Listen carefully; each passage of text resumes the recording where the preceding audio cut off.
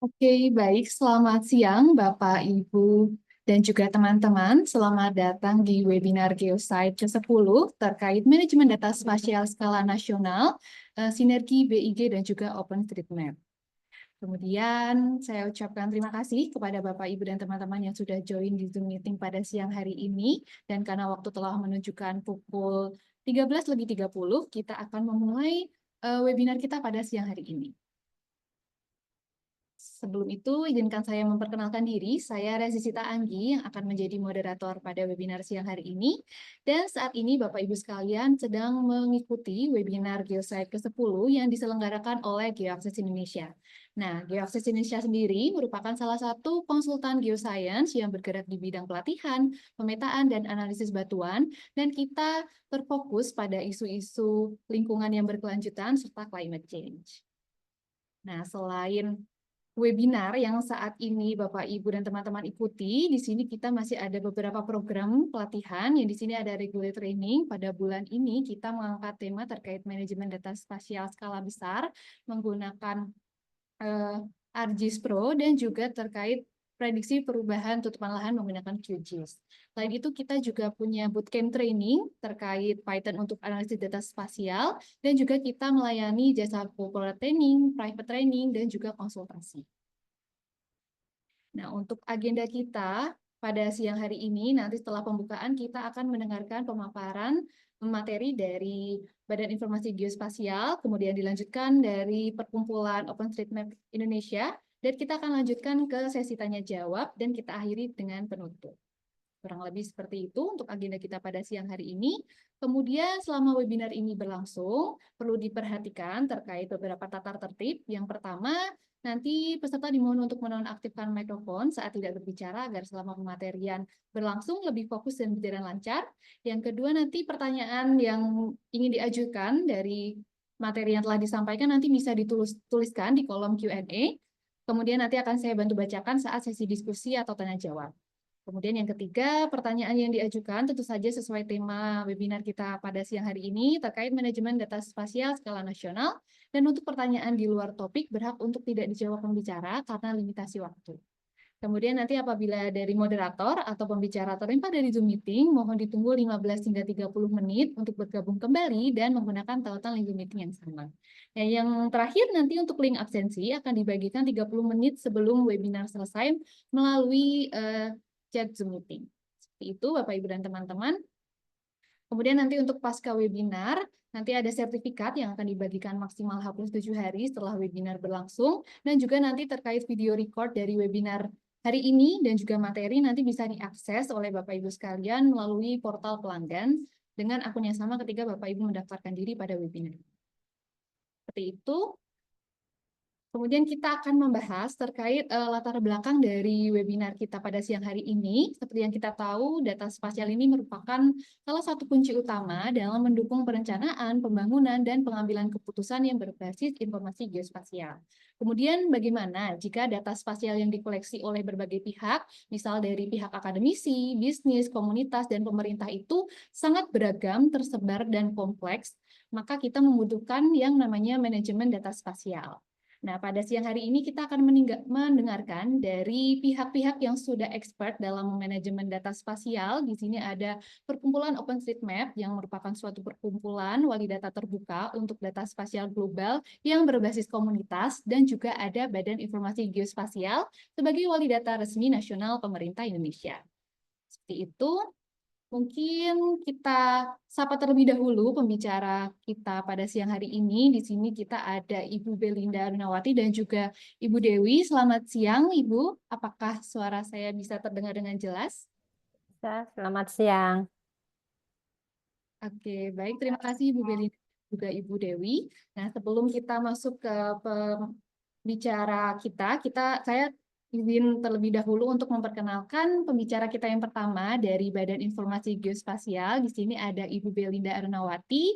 Nah, Ibu Belinda ini merupakan sekretaris utama Badan Informasi Geospasial yang menempuh pendidikan S1-nya dari Manajemen Hutan UGM, kemudian dilanjutkan Natural Resources Management di University of Twente, dan juga S3 terkait Geospatial Science di University of Maryland. Kemudian Ibu Belinda ini sebelum menjadi Sekretaris Utama Badan Informasi Geospasial sejak tahun 2023 hingga sekarang, Ibu Belinda ini pernah menjadi Direktur Inventarisasi dan Pemantauan Sumber Daya Hutan dari tahun 2018 hingga tahun 2023. Kemudian selanjutnya kita juga bersama Ibu Dewi Sulistioningrum. Ibu Dewi ini merupakan Head of Operation Perkumpulan OpenStreetMap Indonesia yang menempuh pendidikan dari Universitas Indonesia jurusan Geografi, dan sebelum menjadi Head of Operation dari Perkumpulan OpenStreetMap Indonesia, Ibu Dewi ini pernah menjadi Project Manager Humanitarian OSM Team Indonesia dari tahun 2012 hingga tahun 2021. Baik, Bapak, Ibu, dan teman-teman sekalian, kita akan mendengarkan pemaparan dari pembicara kita yang pertama, yaitu Ibu Belinda dari BIG. Untuk itu saya persilahkan kepada Ibu Belinda untuk share screen terkait materi yang akan disampaikan. Silakan, Ibu. Baik, terima kasih. Selamat siang, Mbak Resisita dan Mbak Dewi, juga para peserta webinar. Mohon maaf, ini saya sebetulnya lagi greges-greges ini. Makanya saya tadi minta didahulukan, jadi mohon maaf kalau nanti mungkin saya juga tidak terlalu optimal ya, ini agak demam. Tapi karena sudah komit ya saya hadir. Saya ingin men-share screen mengenai materi yang diberikan. Ini kebetulan kemarin saya menerima pemberitahuan melalui chat dan melalui email ya. Jadi saya membuat judul yang terkait dengan manajemen data spasial secara nasional.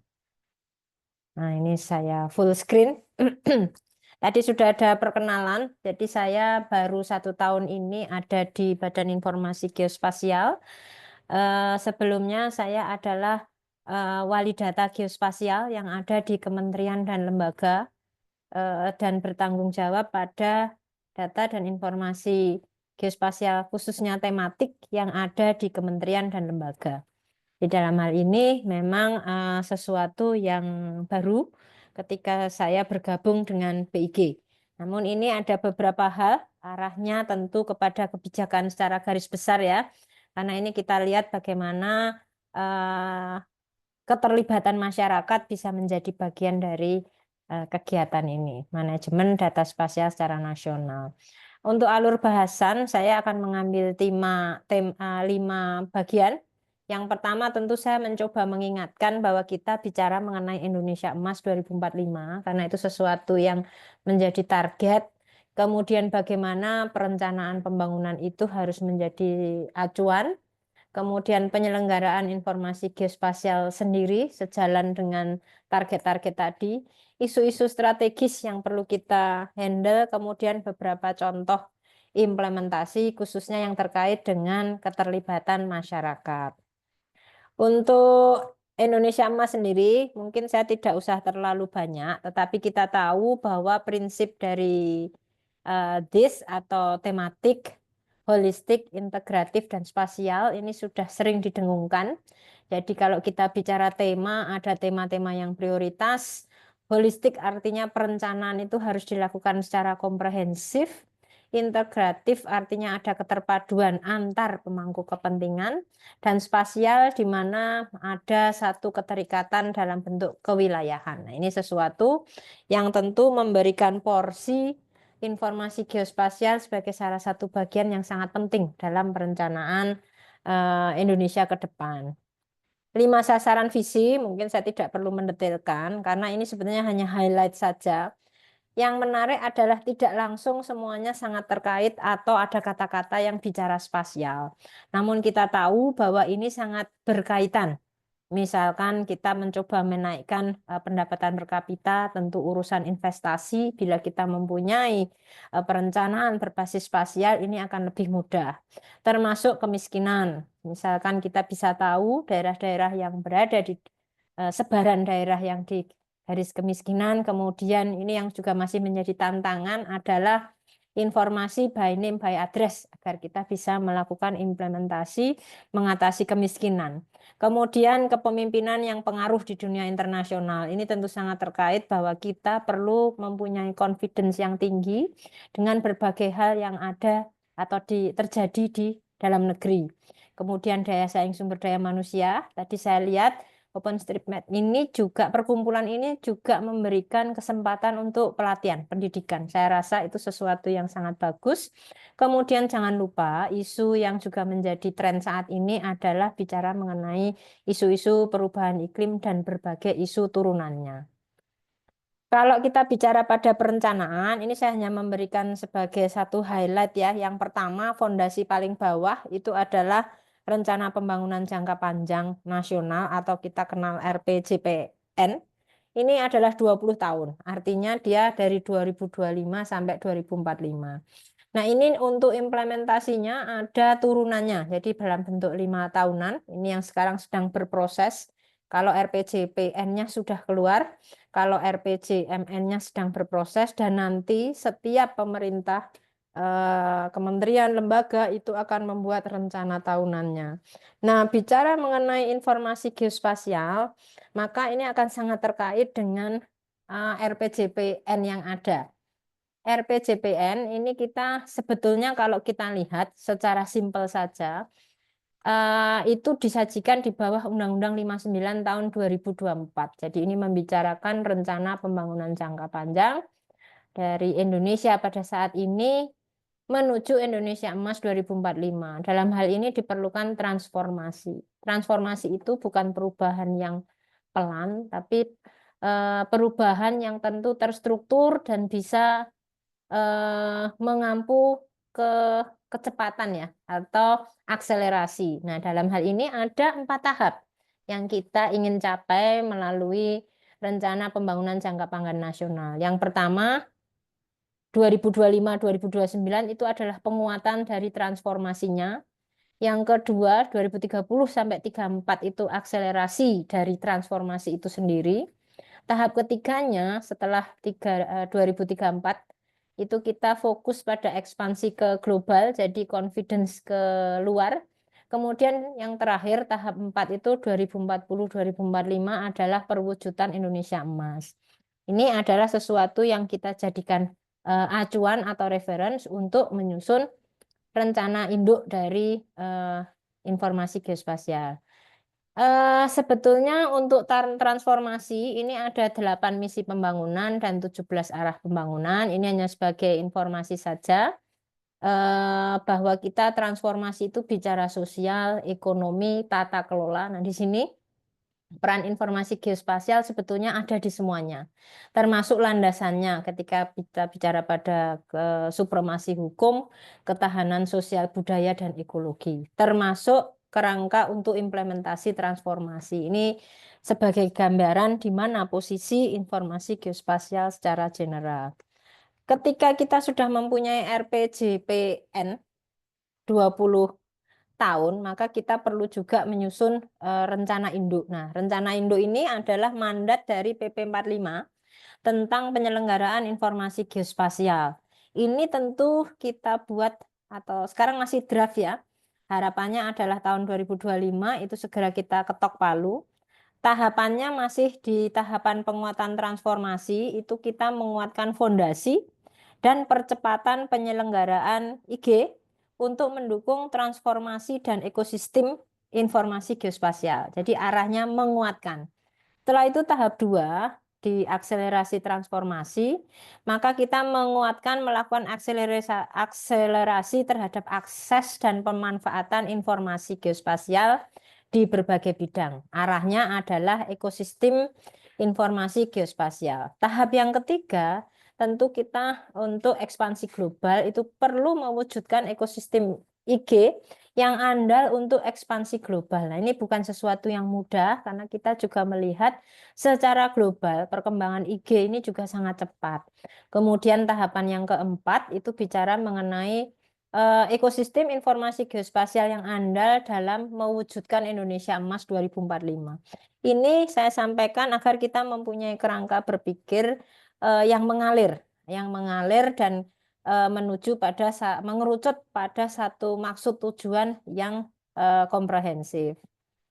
Ini dari Astacita, saya lewati aja. Ini kebetulan kemarin ketika Presiden Prabowo membuka Rakornas ya, ini sebagai salah satu implementasi Astacita menuju Indonesia 2024-2045 ini untuk melakukan harmonisasi seluruh jajaran pemerintah daerah dalam mendukung program prioritas. Jadi ini garis besarnya, tapi selama 5 tahun ini coba juga dilakukan harmonisasi secara internal. Nah, dalam rapat itu, beliau jelas menyebutkan bahwa kita harus menyepakati atau menggunakan satu data, di mana data itu ada komponen yang bicara geospasial.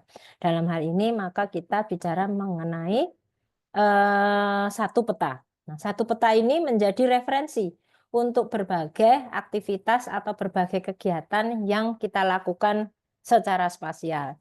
Ini langsung merujuk pada Perpres 23 2021 yang bicara mengenai kebijakan satu peta. Itu adalah salah satu bentuk implementasi dari penggunaan satu peta. Walaupun dalam operasionalnya sebetulnya lebih luas daripada itu. Kalau penyelenggaraan IG, mungkin saya tidak perlu terlalu menjelaskan, tapi yang jelas ada 2 channeling utama yang bicara IG dasar dan juga IG tematik. Nah, ini yang menarik adalah IG dasar ini hanya disediakan oleh BIG. BIG itu menyediakan informasi baik peta dasar maupun jaringan kontrol geodesi, dan ini memang betul-betul hanya disediakan oleh BIG. Kemudian untuk informasi yang tematik itu sebetulnya diisi atau dikolaborasikan dengan pengampu dari informasi tematik itu sendiri. Misalkan dari ATR BPN, dari PUPR, dari Kehutanan, waktu itu KLHK, ada BPS, ada BNPB, Bapeten, dan seterusnya. Jadi ini ada informasi-informasi tematik yang sebetulnya pengampunya tetap berada kepada penanggung jawabnya. Nah, yang menarik ini adalah landasan hukumnya, nanti mungkin dibaca saja. Tapi undang-undang mengenai urusan rangkaian landasan hukum untuk penyelenggaraan IG ini cukup lengkap, mulai dari undang-undang, peraturan pemerintah, perpres, termasuk peraturan-peraturan turunannya. Nah, ini yang kita jadikan acuan. Namun demikian, kami sendiri melihat bahwa untuk menuju kepada ekosistem IG yang kita harapkan, ini berbagai peraturan ini masih perlu kita lengkapi dan kita kerucutkan. Urgensi dari penyelenggaraan ini adalah kita juga harus menggunakan standar yang sama. Kalau kita bicara mengenai satu peta, tentu ada reference yang sama dan standar yang kita pakai bersama, agar antar data dan informasi ini bisa saling dikomunikasikan.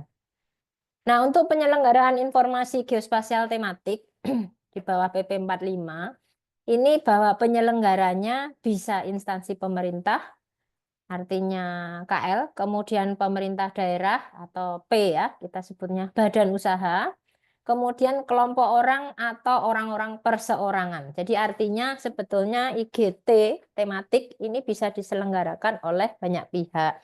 Dalam penyelenggaraan IGT ini ada proses yang berjalan, mulai dari pengumpulan, pengolahan, penyimpanan dan pengamanan, penyebarluasan dan penggunaan. Nah, ini sesuatu yang juga harus kita pahami bersama. Nah, yang menarik IGT walaupun pengampunya beragam, tetapi harus mengacu pada IGD, Informasi Geospasial Dasar yang tadi dikeluarkan oleh BIG. Nah, sekarang kita melihat bagaimana isu strategis mengenai data dan informasi geospasial dasar. Ini adalah ketersediaan data geospasial dasar pada saat ini. Ada perbedaan ini legendanya kita buat sesuai skala. Kalau kita lihat secara nasional itu yang nutup adalah 50.000. 25.000 juga masih banyak yang bolong-bolong, bahkan 5.000 sampai 1.000 itu ternyata masih banyak sekali kekurangannya. Tentu ini menjadi tantangan, karena kalau kita mau bicara referensi yang sama, maka kita harus mempunyai informasi geospasial dasar yang bisa dijadikan acuan. Nah, ini memang terus menjadi dilema karena penyediaan peta dasar atau informasi geospasial dasar ini cukup rumit. Misalkan karena Indonesia ini sangat luas, identik dengan 11 negara di Eropa luasnya. Belum lagi merupakan negara kepulauan, penduduknya juga sudah 280 juta, kemudian kepadatan penduduknya yang kurang beragam, kurang ini ya, kemudian topografinya beragam, awan yang sebetulnya bisa dikatakan awan abadi di beberapa tempat, kemudian kondisi lingkungan termasuk sumber daya alam dan manusia yang sangat kompleks. Ini tentu membuat penyediaan peta dasar di Indonesia menjadi cukup rumit. Apalagi peta dasar di Indonesia ini ada 8 layer yang kita ada di peraturan. Jadi ada batas pantai, kemudian hidrografi, hipsografi, bangunan, transportasi atau jaringan transportasi, tutupan lahan, administrasi, batas administrasi, dan toponim. Nah, toponim ini juga sesuatu yang menjadi salah satu challenge. Nah, ini sesuatu yang harus BIG perlu mempunyai mitra untuk melakukan ini semua dan membuatnya memenuhi standar kualitas yang diinginkan. Ini skenario percepatan pemetaan peta dasar skala besar ini masih berproses. Intinya rencana besarnya itu sampai dengan 2029 harusnya kita sudah mempunyai peta dasar skala besar yang wall to wall, menutup seluruh Indonesia. Namun demikian ada permintaan bahwa ini bisa dilakukan percepatan. Nah, ini tentu sesuatu bukan yang mudah, tapi ini menjadi salah satu PR yang sedang menjadi target dari Badan Informasi Geospasial. Termasuk bagaimana nanti apabila tersedia penggunaannya secara komersial. Ini sesuatu yang masih menjadi pembahasan dan kita kerucutkan termasuk dasar hukum yang akan dipakai. Ini untuk pemanfaatan peta dasar, kita bisa mengelompokkan pada 2 user utama, user pemerintah dan user swasta atau masyarakat. Jadi kalau tadi di awal itu ada OpenStreetMap, maka posisinya adalah pada user swasta atau masyarakat. Ada juga user yang memang pemerintah. Nah, ini sesuatu yang perlu kita pahami bersama. Yang jelas, informasi itu harus merujuk pada informasi geospasial dasar yang dikeluarkan oleh BIG. Ini pelaksanaan kebijakan satu peta, sekedar overview saja. Kita sudah melonceng geoportal KSP versi 2. Dan ini yang menarik ada aturan yang menyertai, ada tambahan akses kepada masyarakat. Namun tambahan akses ini bukan berarti lalu sepenuhnya, karena kita membagi pada akses untuk melihat dengan berbasis services, lalu akses untuk mengunduh dalam bentuk formatnya shapefile. Ini juga peraturannya masih terus kami lengkapi. Nah, ini adalah kewenangan akses dari bagi pakai. Ketentuan yang ada ini kita peraturannya adalah Perbik nomor 3 tahun 2004, ini masih baru, di mana tambahan akses masyarakat juga ada.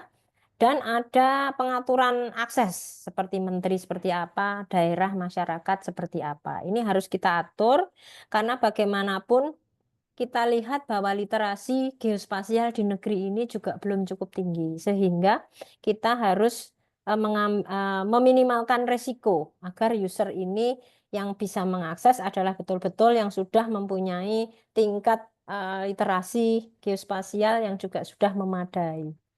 Ini adalah contoh untuk kewenangan akses berbagi data ya.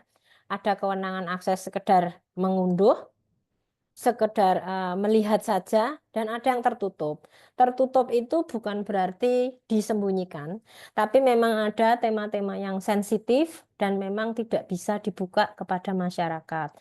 Misalnya mengenai formasi ladang ganja. Nah, ini sesuatu atau mengenai daerah jelajah dari spesies-spesies hewan tertentu yang endanger. Nah, ini memang tidak dibuka kepada publik karena memang ada berbagai informasi yang kita masih perlu jaga.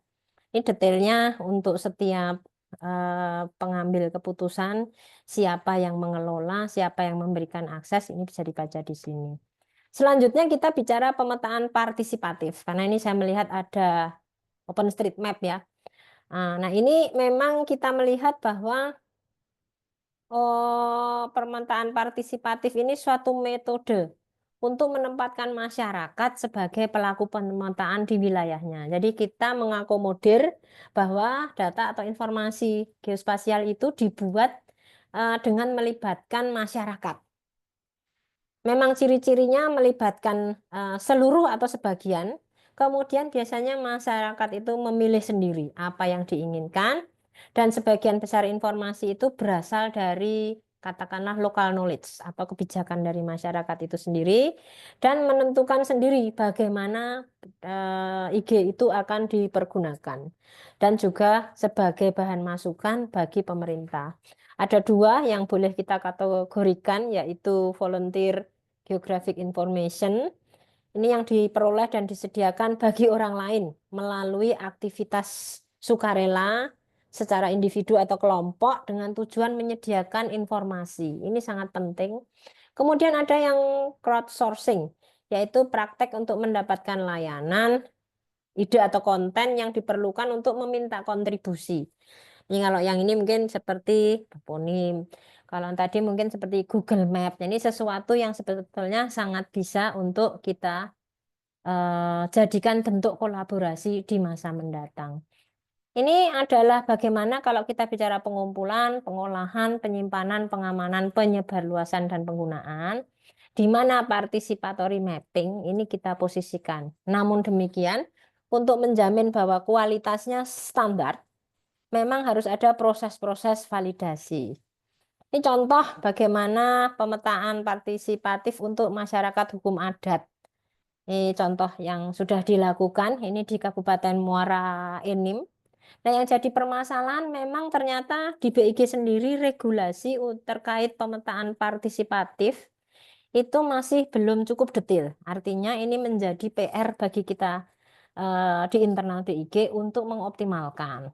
Yang jelas yang baru saja kita keluarkan di 2024 itu adalah mengenai akses bagi pakainya. Nah, ini untuk pemetaan partisipatifnya ini berproses. Ini juga contoh ketika mahasiswa KKN itu menggunakan aplikasi dari BIG. Nah, ini juga salah satu yang bisa kita pakai untuk meningkatkan literasi geospasial dari masyarakat melalui anak-anak KKN. Ini contoh pemanfaatan dengan penyelenggaraan penamaan rupa bumi. Ini mungkin teman-teman lebih familiar, tapi yang jelas kita tahu dengan data penginderaan jauh, secanggih apapun itu peta buta. Dia tidak memberikan informasi yang kira-kira diperlukan atau atributnya tidak ada. Nah, ini perlu kita berikan nama. Objeknya itu apa dan sebagainya. Ini adalah proses yang juga paling bagus melibatkan masyarakat secara luas. Ini sebetulnya ada punyanya BIG ya, Sinar. Ini bagaimana masyarakat diajak untuk bisa terlibat di dalam penyelenggaraan nama rupa bumi. Prosesnya tentu ada survei-survei setelah data dikumpulkan, kemudian untuk mendapatkan informasi unsur rupa buminya ini sendiri juga dilakukan survei lapangan, pemetaan partisipatif, kemudian atau urun daya juga, kemudian kompilasi, reference data sekunder, lalu usulan. Nah, ini sesuatu yang sebetulnya memang masih sangat memungkinkan untuk kita lakukan. Yang jelas kolaborasi dengan perkumpulan OpenStreetMap Indonesia ini sangat mungkin dalam tahapan atau proses ini.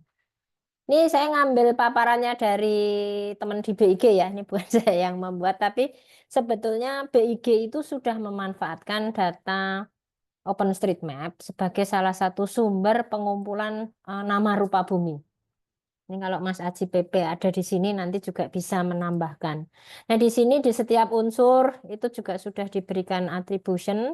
Tentu kita punya harapan bahwa pemakaian data OpenStreetMap oleh BIG dan penyelenggara rupa nama rupa bumi ini bisa kita bakukan, termasuk apabila ini ada adopsi. Jadi artinya ketika BIG sudah memverifikasi dan sebagainya, itu benar-benar bisa diadopsi dan dipakai di dalam peta yang dipakai oleh masyarakat. Ini tentu membutuhkan kerjasama kolaborasi, kampanye bersama, termasuk dengan mungkin contoh-contoh exercise di wilayah-wilayah tertentu. Masih ada tantangan yang kita hadapi di BIG, itu adalah menyusun dan melengkapi regulasi terkait pemetaan partisipatif. Sebetulnya juga termasuk melengkapi yang bagi pakai. Kemudian untuk penyelesaian peta dasar skala besar, penguatan regulasi terkait penggunaan data peta dasar, terutama peta dasar skala besar. Kemudian regulasi bagi pakai data dan turunannya. Ini termasuk bagaimana tematik bisa disesuaikan dengan peta dasar yang disediakan.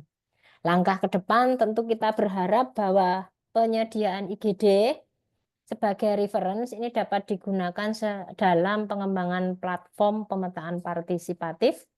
Kemudian BIG juga sama seperti perkumpulan OpenStreetMap itu menyelenggarakan pelatihan yang ada di BIG mengenai konsep pemetaan partisipatif dengan tujuan agar apa yang ada ini bisa selaras dan bisa dijadikan masukan bagi BIG. Kemudian masih ada penguatan penyelenggaraan IGT di kementerian lembaga pemerintah daerah juga mitra lainnya. Dalam hal ini kalau usernya pun sampai kepada masyarakat. Kemudian kita masih juga perlu mengembangkan sistem terintegrasi dan interoperabilitas. Nah, ini tentu sebuah PR yang sangat besar. Namun harapan kami di BIG, pelibatan masyarakat bisa memberikan dukungan untuk mewujudkan informasi geospasial nasional yang tepat guna dan berdaya guna. Saya rasa dengan itu kami menutup paparan kami. Mohon maaf kalau terlalu cepat atau ada yang ini, tapi saya berharap bahwa paling tidak mengenai latar belakang kebijakan dan sebagainya, ini apabila diketahui sangat bisa untuk menjadi materi ketika kita melakukan kolaborasi bersama. Terima kasih. Wassalamualaikum warahmatullahi wabarakatuh. Waalaikumsalam warahmatullahi wabarakatuh. Saya ucapkan terima kasih kepada Ibu Belinda atas pemaparannya. Kemudian karena Ibu nanti mau izin, mungkin akan saya bacakan langsung Ibu untuk sesi tanya jawab pertama. Untuk Ibu Belinda, di sini ada pertanyaan pertama dari Bapak Agung Nugroho dari Dinas LH Sumber. Bagaimana kerjasama BIG dalam penyediaan dan pemanfaatan data geospasial untuk pengelolaan dan pemantauan lingkungan hidup di daerah khususnya Sumatera Barat? Mungkin bisa dibantu jawab Bu Ibu Belinda dari Bapak Agung Nugroho.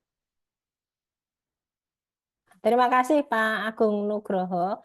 Jadi kalau sementara ini untuk yang sudah kerjasama yang sudah biasa berjalan itu memang ketika kita bicara mengenai RDTR ya untuk tata ruang yang skala detail. Namun demikian sebetulnya kalau saya tidak hafal ya, tapi seingat saya ini ada pembaharuan MOU antara BIG dengan pemerintah Sumatera Barat. Nah, ini tentu sesuatu yang sebetulnya bisa jadi payung besar. Kalau kami sebenarnya melihat sebelum kita lebih jauh, termasuk untuk ini juga untuk menguatkan literasi geospasial di teman-teman di pemerintah daerah. Karena seperti yang kita ketahui, BIG ini kan tidak punya UPT ya, tidak punya unit pelaksana teknis di daerah. Sehingga beberapa permasalahan teknis ini kadang-kadang harus jauh dikomunikasikannya. Kita memang sudah mencoba ada semacam kerjasama, kolaborasi, kemudian teman-teman dari daerah mengirim tim di sini. Namun kalau kami lihat pengelolaan IG ini harus dilakukan pendampingan secara terus-menerus sampai akhirnya mempunyai kemandirian yang optimal ya. Nah, ini sesuatu yang kayaknya juga harus menjadi PR bersama. Dan kami juga sedang melakukan review terhadap semua kerjasama yang ada, terutama dengan pemerintah daerah, khususnya yang di kabupaten, untuk melihat bagaimana implementasinya semakin jauh. Karena juga kita lihat kadang-kadang setelah ada MOU itu malah justru tidak ada pergerakan. Tapi yang jelas untuk pelatihan itu banyak teman-teman dari daerah. Namun untuk tahun 2024 ini memang ada pengurangan jumlah kerjasama pelatihan dengan pemerintah daerah. Bayangan saya mungkin karena tahun ini kan tahun anu ya pilkada ya. Jadi mungkin anggaran yang ada fokusnya bukan kepada pelatihan. Ini dugaan kami. Kemudian satu lagi, BIG itu juga pengampu untuk jabatan fungsional survei dan pemetaan. Kami juga sedang mendorong dalam hal ini kerjasama dengan Kemendagri agar ada aturan baku yang bisa menjadi acuan bagi teman-teman di daerah ketika mereka mau mengajukan ABK. ABK atau ini ya, analisis beban kerja untuk tenaga yang bekerja di bidang surta. Dalam hal ini JF Surta. Ini sesuatu yang juga sedang kami komunikasikan dengan Kemendagri. Termasuk menunjuk secara fix sampai BIG kan tidak punya UPT, jadi harus ada satu unit di bawah Pemda yang fix ditunjuk.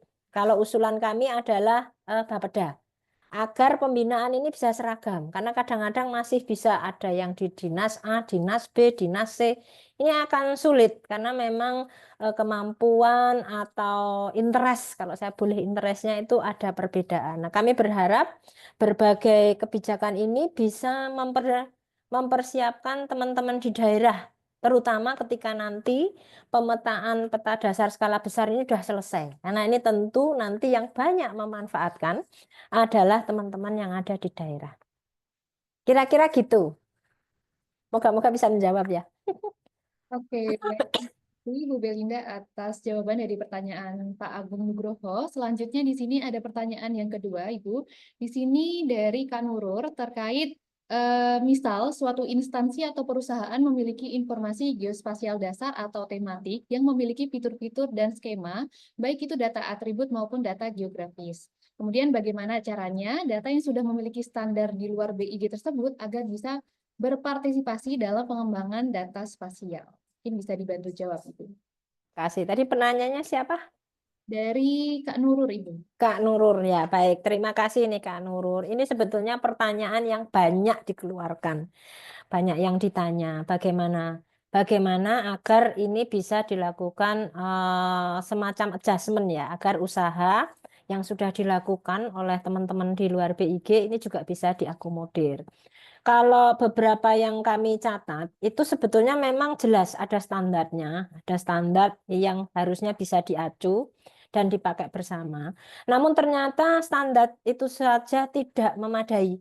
Jadi harusnya memang ada pendampingan. Jadi saya melihat bahwa standar ini cara memakainya itu kemudian bagaimana mengoptimalkan ini harus ada pendampingan. Seperti contohnya BIG mengeluarkan KUGI untuk standar ya, untuk ini metadata dan sebagainya. Sebetulnya untuk misalkan sektor tertentu tidak perlu semata-mata langsung menggunakan itu letterlock. Beberapa penyesuaian sebagai turunan dari KUGI itu masih bisa diadopsi. Ini saya kebetulan mengalami sendiri ketika masih ada sebelum saya di BIG ya, ketika masih ada di Kementerian Kehutanan. Itu kehutanan ini tidak semata-mata menggunakan KUGI, tapi melakukan adopsi KUGI ini dengan standar yang ada dan bisa dipakai di sektor tersebut. Namun ketika proses ini memang pendampingan BIG tidak terlepas, sehingga ada jaminan bahwa adjustment ini tidak melenceng dari target-target atau hal-hal yang harus dipenuhi. Nah, untuk semacam peta dasar ini juga ada beberapa yang menjadi dilema. Kadang-kadang, contoh, kalau pengertian yang atau standar untuk peta dasar yang ada di BIG ini cukup rigid ya. Dia 3 dimensi harus rigid. Nah, kebanyakan yang dari daerah ini baru 2 dimensi. Sehingga kadang-kadang BIG agak sedikit menurunkan standarnya agar bisa mengadopsi.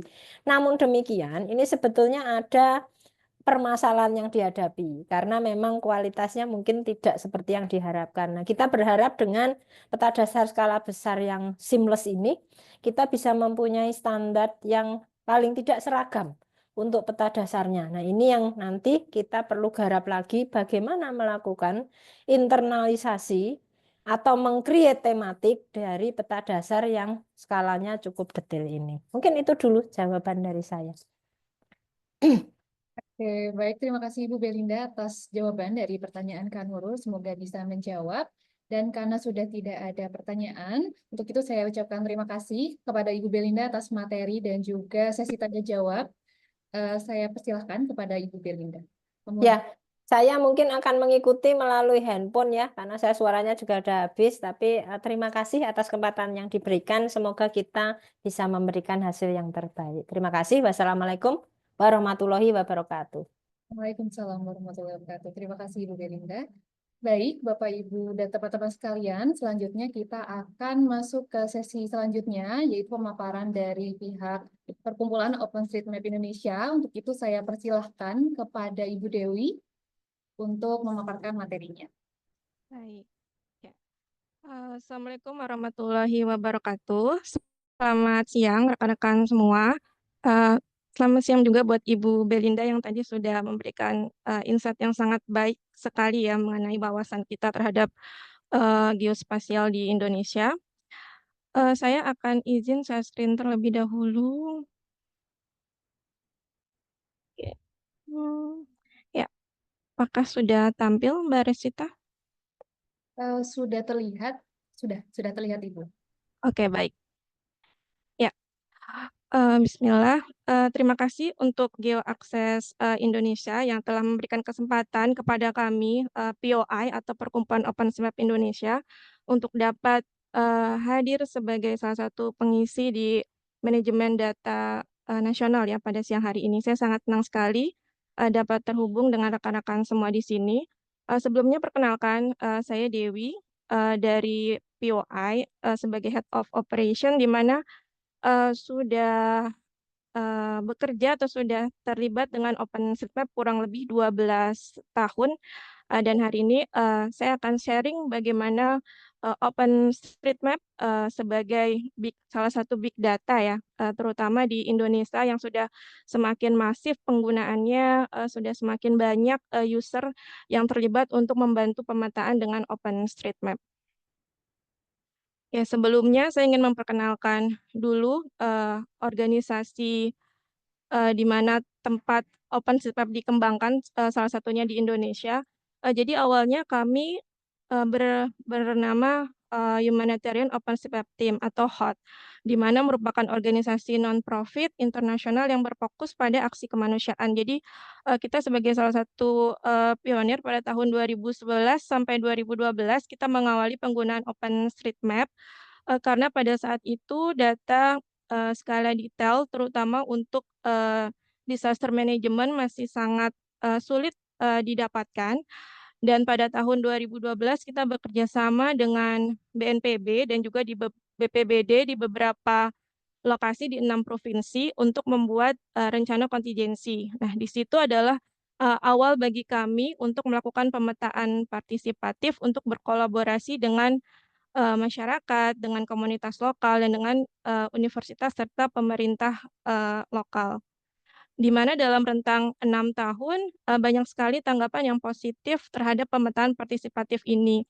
Sehingga kami membangun entitas lokal bernama Perkumpulan OpenStreetMap Indonesia, di mana kami masih sama ya, antara HOT dan POI. Sekarang entitas tersebut sering kita sebut dengan POI di sini, dengan tujuan untuk mempromosikan penggunaan data OpenStreetMap itu sendiri. Kita bergerak di tiga, Open Data Analytic, Capacity Building, dan Open Mapping Promotion dan Innovation, di mana kita bergerak bersama dengan komunitas lokal dengan menggunakan data yang open source, salah satunya OpenStreetMap dan Ushahidi. Kita mendapatkan Bumandala Award dari BIG pada tahun 2022 atas dedikasi kami selama kurang lebih 10 tahun untuk berpartisipasi dalam pemetaan nama rupa bumi ya, dengan kategori organisasi atau pihak lain yang terlibat dalam pengumpulan data tersebut. Selama lebih dari 12 tahun, tentunya kita sudah banyak menjangkau tapi tidak belum semua provinsi yang ada di Indonesia ya. Masih banyak wilayah-wilayah yang harus kita jangkau, masih banyak wilayah yang memang harus tetap kita jalin untuk kerjasama tersebut. Oke, selanjutnya saya akan men-sharing pengenalan OpenStreetMap sebagai platform berbasis peta komunitas. OpenStreetMap sendiri merupakan peta dengan skala global, di mana dalam proses pengumpulan dan penambahan datanya itu dilakukan bersama-sama bersama dengan masyarakat, komunitas.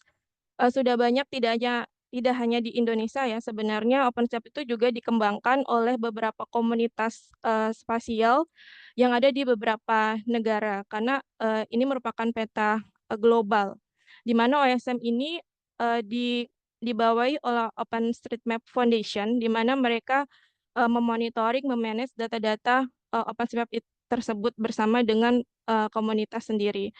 Ini adalah salah satu contoh data OpenStreetMap yang mana bisa diakses oleh rekan-rekan di website osm.org. Datanya merupakan data skala detail, di mana kalau kita edit datanya itu akan terlihat bangunan, jalan, dan beberapa objek lainnya melalui citra satelit. Tentunya tadi seperti yang disampaikan Ibu Belinda sendiri, bahwa tidak hanya bisa dilakukan secara remote gitu. Jadi harus ada pengetahuan lokal, harus ada survei jika kita ingin data tersebut bisa lengkap gitu ya. Misalkan ini Masjid Baitur Rahman, kemudian di Banda Aceh, tagging OpenStreetMap sendiri memiliki tagging ya, seperti key dan value yang merupakan standar global, di mana ini untuk mengenali objek. Tapi untuk penamaan sendiri itu dilakukan secara lokal, jadi namanya sesuai dengan negara masing-masing. OSM sendiri sudah banyak sekali user yang melakukan registrasi, bahkan bertambah tahun semakin banyak ya. Saat ini sudah ada sekitar 11 juta user yang ada di seluruh dunia. Di Indonesia sendiri sudah ada 75.000 kontributor sampai tahun ini 2024, di mana kontributor aktif per tahunnya sekitar 28.000. Karena biasanya total kontributor itu adalah pengguna yang mendaftarkan ke dalam OSM ya. Jika kontributor aktif itu biasanya adalah user yang melakukan mapping gitu, karena tidak semua pengguna OSM itu melakukan pemetaan. Jadi bisa saja dia langsung hanya memerlukan untuk download datanya untuk mengakses data OSM. Pelaksanaan dan pengelolaan pemetaan partisipatif sendiri, OSM ini memiliki lisensi, di mana lisensinya itu adalah Open Database License, di mana kita bisa memperbarui, menggunakan, memodifikasi, juga men-sharing data tersebut. Syaratnya adalah kita mencantumkan OpenStreetMap kontributor di sini untuk kita dapat menggunakan datanya. Jadi prinsip OSM sendiri itu adalah pemetaan terbuka, di mana rekan-rekan dapat berkolaborasi, transparansi, dan juga bisa melakukan inovasi. Nah, saat ini banyak sekali rekan-rekan dari universitas, komunitas lokal, NGO yang sudah memanfaatkan data OSM tentunya untuk membuat beberapa inovasi di bidang pemetaan tematik ya. Ini adalah contoh penggunaan salah satu editornya OSM. Jadi pada saat kita edit, nanti akan banyak sekali fitur-fitur atau objek dari citra satelit yang memang bisa kita akses secara gratis, seperti Maxar, dari Bing, kemudian ada dari Mapbox yang dapat kita sesuaikan dan kita analisis sesuai dengan kebutuhan di lokasi tersebut.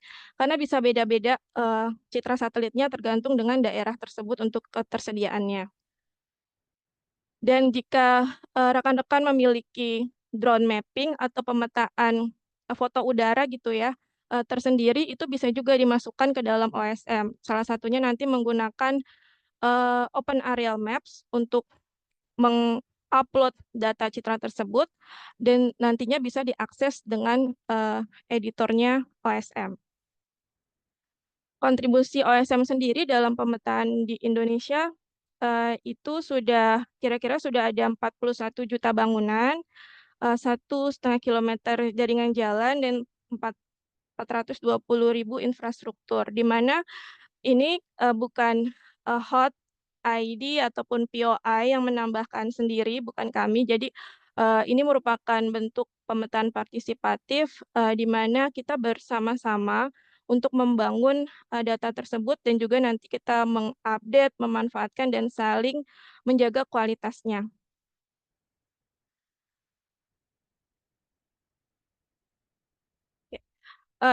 Integrasi pemetaan yang bebas terbuka ini juga sudah sangat lengkap ya sampai saat ini. Jadi apabila rekan-rekan ingin melakukan analisis, ingin membuat WebGIS, atau ingin mengetahui bagaimana cara OSM itu didapatkan gitu ya dari bagaimana cara pengumpulan, itu banyak sekali software atau tools yang dapat dipilih gitu. Jadi contohnya ini kita ingin melakukan remote mapping editing, kita bisa menggunakan ID editor, JOSM berdasarkan dengan kemampuan atau background masing-masing gitu. Kalau dari pengalaman kami untuk yang tidak memiliki background geografi gitu ya, sebenarnya bisa juga mudah untuk membantu pemetaan di OSM biasanya menggunakan ID editor. Tapi kalau misalkan memiliki knowledge geografi, biasanya sangat senang sekali untuk menggunakan software JOSM karena lebih mudah. Data collection-nya bisa menggunakan smartphone. Biasanya kita akan membangun data tabular menjadi data yang dinamis gitu ya, otomatis seperti di ODK, OMK, Kobo Collect. Nah, ini pasti rekan-rekan sudah sangat familiar ya dengan hal tersebut. Juga ada nanti OSM Tracker dan Mapillary, di mana kita bisa mengumpulkan lewat foto dan nanti bisa diakses melalui OSM untuk membantu pemetaan di dalam OpenStreetMap itu sendiri.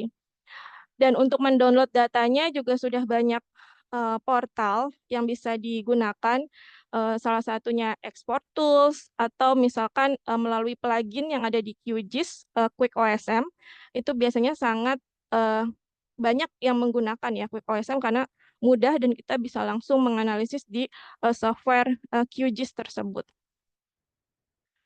Dan sampai di kita ingin membuat analisis berupa peta tematik atau kita ingin mengembangkan dalam sebuah WebGIS ya berbasis online. Untuk objek di OSM sendiri sebenarnya belum sepenuhnya ada nama ya, karena di OSM sendiri itu seperti bangunan dan jalan itu sudah cukup lengkap seperti tadi di awal, tetapi untuk nama itu masih harus menjadi tantangan bagi kami ya untuk melengkapi nama-nama objek yang ada di dalam OpenStreetMap. Nah, ini setiap tahunnya semakin bertambah, kita terus mempromosikan data tersebut, membangun kolaborasi dengan komunitas lokal, dengan Yacht Mapper yang ada di Indonesia, dengan universitas, dan dengan beberapa pihak, untuk kita dapat membangun data nama di dalam objek itu sendiri. Kurang lebih ada 1 juta objek yang memiliki nama di OpenStreetMap. Nah, nanti salah satunya menjadi salah satu sumber untuk ditelaah di dalam Sinar Database oleh BIG.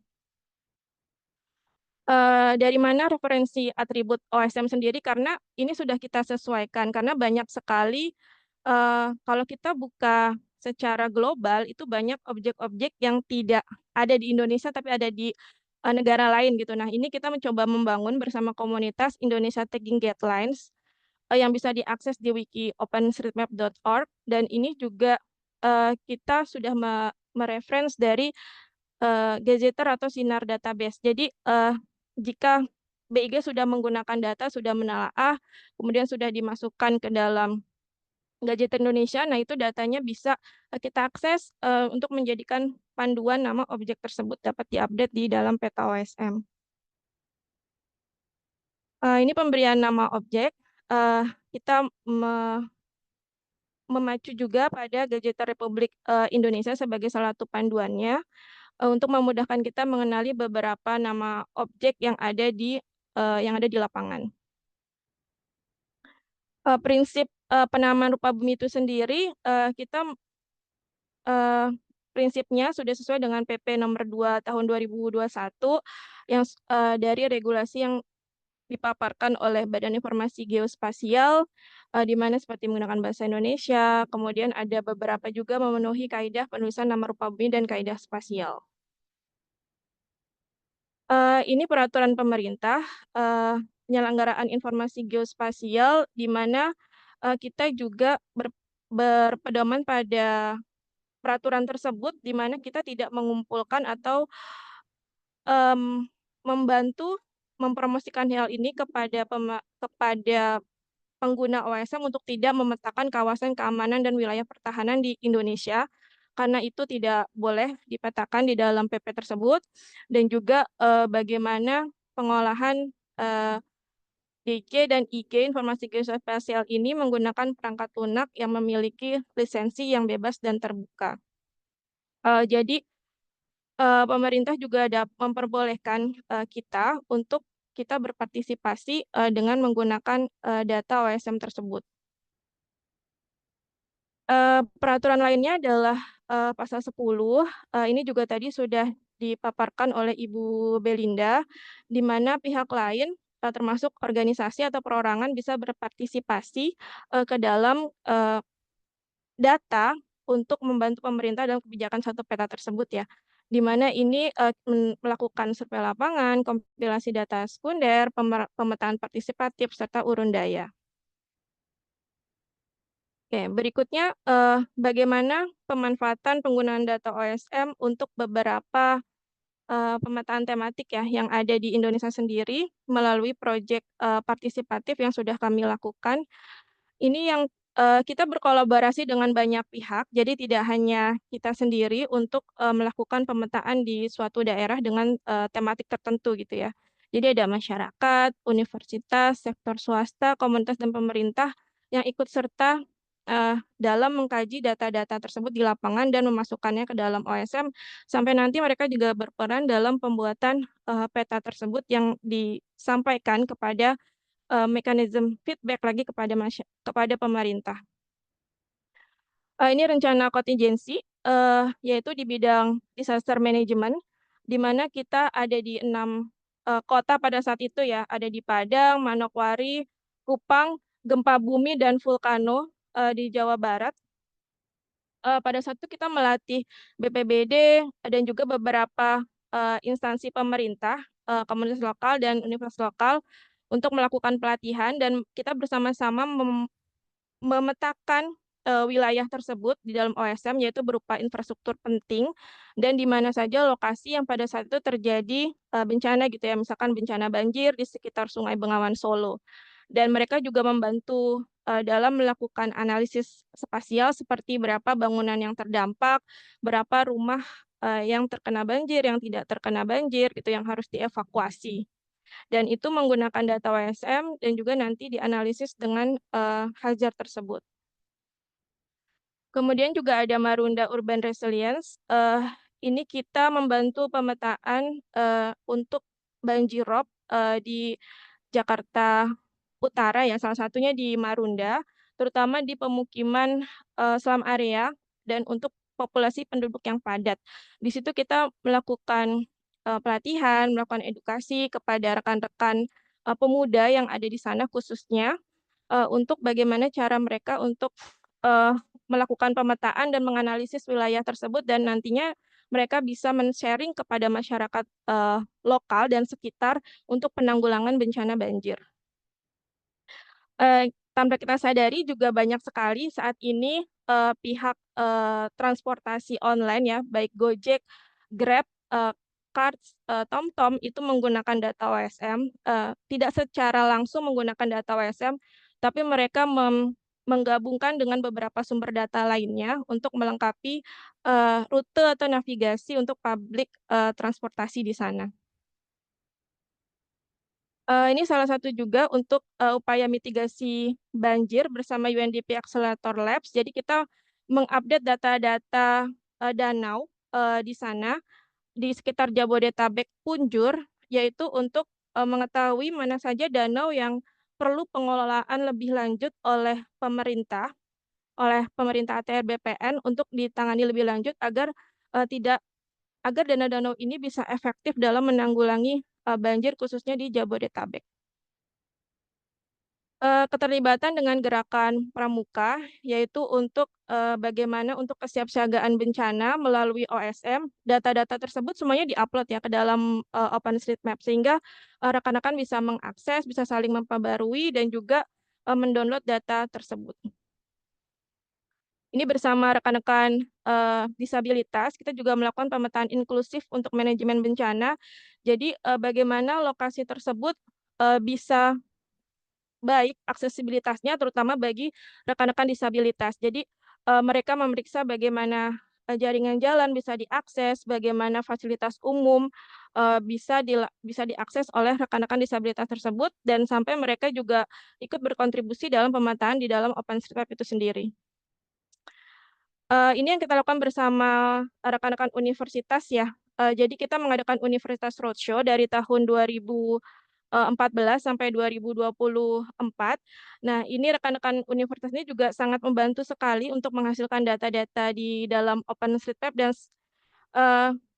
secara riset ini merupakan penyumbang data terbesar ya dari eh, program yang kami laksanakan bersama rekan-rekan mahasiswa ini, di mana mereka membantu pemetaan secara remote, dan ada juga beberapa yang kita lakukan dengan field survey.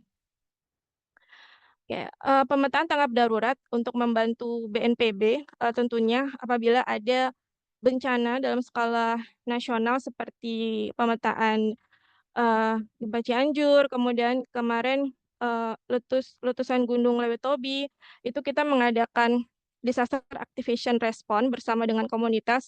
Kita memetakan remote mapping dengan harapan bangunan dan jaringan jalan tersebut bisa membantu untuk evakuasi korban dan untuk rehabilitas, di mana harapannya volunteer yang ada di sana bisa mengupdate data-data tersebut ya, untuk diketahui oh ini lokasi sekolah, lokasi rumah sakit, dan lain-lainnya untuk membantu pemetaan.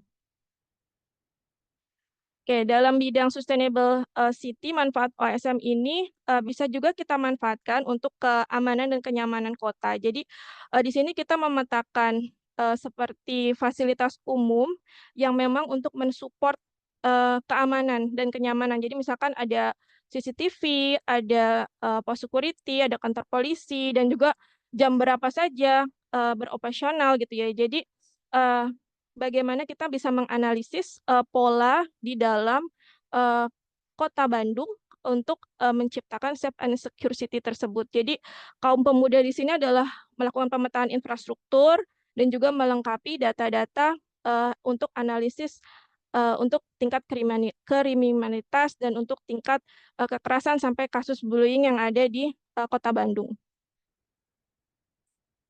Oke, kita juga membuat beberapa modul karena tentunya di waktu yang sangat singkat untuk kami melakukan pendekatan kepada komunitas, harapannya kita bisa bersama-sama untuk membangun data OSM karena memang bisa digunakan untuk berbagai macam kebutuhan, keperluan yang sangat penting sekali untuk kita, untuk pembangunan berkelanjutan, dan juga datanya bisa diakses ya oleh semua pihak. Jadi modul-modul itu bisa di-download secara gratis. Berikutnya adalah kolaborasi kami bersama BIG, terutama dalam integrasi Sinar Database dan OpenStreetMap. Inisiasi ini diawali pada tahun 2021 oleh Pusat Pemetaan Rupa Bumi dan Toponim di BIG, di mana pada saat itu BIG menyampaikan ingin melakukan salah satunya percepatan kebijakan satu peta dalam skala detail, di mana itu masih sangat menjadi tantangan sekali bagi kita karena Indonesia yang sangat luas dengan berbagai data yang harus lengkap. Nah, salah satunya kita sharing bagaimana OpenStreetMap bisa menjadi salah satu sumber pemetaan partisipatif untuk mempercepat tahapan tersebut. Tentunya tidak semua data OSM di-download kemudian langsung dimasukkan ke dalam Sinar, tidak, tapi itu ada proses seperti yang tadi disampaikan oleh Ibu Belinda, ada tahapan penelaahan, ada tahapan validasi, baru setelah datanya sesuai dengan standar yang ada di BIG, data tersebut bisa digunakan ke dalam Sinar database itu sendiri. Kita sudah melakukan beberapa pertemuan untuk tahu bagaimana alur penyelenggaraan nama rupa bumi tersebut dapat dibentuk ya antara Sinar dan OpenStreetMap, di mana memang karena OSM sendiri datanya lisensinya Open Data License, dan tentunya kita harus tahu juga beberapa peraturan pemerintah, regulasi yang ada di BIG untuk pertukaran data OSM tersebut. Oke, kita melakukan capacity building untuk bersama-sama kita memperkenalkan OSM di lingkungan BIG melalui pelatihan, dan juga pada tahapan ini kita mendapatkan beberapa suggestion gitu ya, beberapa masukan untuk bagaimana pemetaan OSM ini dapat digunakan untuk meningkatkan kapasitas pemetaan urun daya gitu ya, melalui data yang bebas dan terbuka itu sendiri. Oke, kita juga mengikuti beberapa lokakarya karena memang sebelum kita diskusi dengan PPRT, kita memang sudah ikut beberapa diskusi dengan pihak BIG untuk mengenalkan data geospasial yang bebas dan terbuka ini. Kita melakukan analisis data, komparasi antara data Sinar dan data OpenStreetMap di DKI Jakarta, tentunya dalam bidang akurasi data, dan yang kedua dalam bidang penamaan atribut gitu ya. Di mana di sini akurasi datanya dapat beragam tergantung dari koordinat lokasi tersebut, dan penamaan tersebut juga berbeda-beda ya, karena standar BIG itu memiliki nama tersendiri seperti tadi juga sempat disampaikan Ibu Belinda ya, jadi ada detail toponim yang memang diperlukan oleh BIG, di mana seluruhnya tidak ada di dalam OSM. Begitu juga sebaliknya, di OSM datanya sudah cukup lengkap, misalkan di Jakarta, Semarang, dan Surabaya, di mana data-data itu ada beberapa atribut yang memang diperlukan. Jadi memang diperlukan beberapa tahapan sampai data tersebut bisa atau masuk ke dalam akses Sinar database itu sendiri. Oke, tantangan dalam kolaborasi BIG dan POI tentunya aplikasi yang ramah pengguna gitu ya, di mana pemetaan terbuka ini kan partisipatif publik ya, jadi mereka harus menggunakan tools tersebut, mereka harus mudah untuk menggunakan aplikasinya sehingga mereka dapat berkontribusi secara maksimal di dalam penggunaan data. Dan tentunya yang terakhir adalah lisensi dan regulasi, di mana kita juga menantikan tadi ya hadirnya PP baru terkait dengan pemetaan partisipatif secara detail, di mana ini memang belum dibahas oleh BIG sendiri itu ya, untuk keterlibatannya pemetaan partisipatif di skala detail tersebut. Solusi dalam kolaborasi tentunya kita ingin membangun komunitas lokal, terutama di tempat-tempat yang belum ada datanya, belum dijangkau, untuk mereka bisa secara mandiri melakukan updating data, mereka bisa untuk berkontribusi, dan kita ingin melakukan data campaign untuk mereka dapat berkontribusi dan memanfaatkan data tersebut itu. Karena kalau mereka tahu pemanfaatan datanya, tentunya mereka akan senang atau mereka akan happy untuk mereka menambahkan data di dalam OSM itu sendiri. Oke, dari saya cukup. Terima kasih untuk perhatiannya rekan-rekan, dan saya kembalikan ke Mbak Resisita. Terima kasih. Oke, baik. Terima kasih Bu Dewi atas materi yang telah disampaikan. Saya persilahkan kepada Bapak Ibu sekalian, kita akan masuk ke sesi tanya jawab, sesi diskusi dan tanya jawab.